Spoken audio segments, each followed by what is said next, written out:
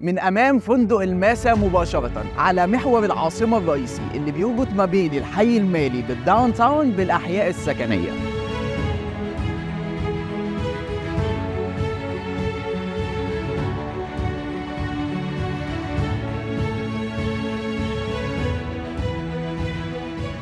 ومن أكثر الشركات تطور وتنفيذ وإنجاز على أرض الواقع شركة هوم تاون.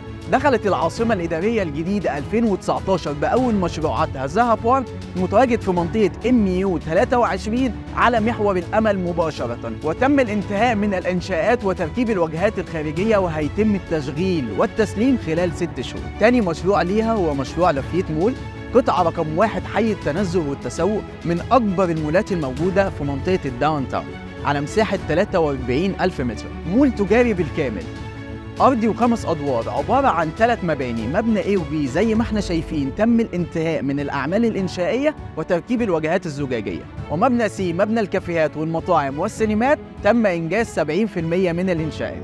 من ضمن خطط الشركة التوسعية وأحدث طرح للشركة هو مشروع يدورا مول أمام فندق الماسا مباشرة على مساحة 10,500 متر، مبنى تجاري بالكامل أرضي و5 أدوار، وتم إنجاز 30% من أعمال الإنشاءات في المول.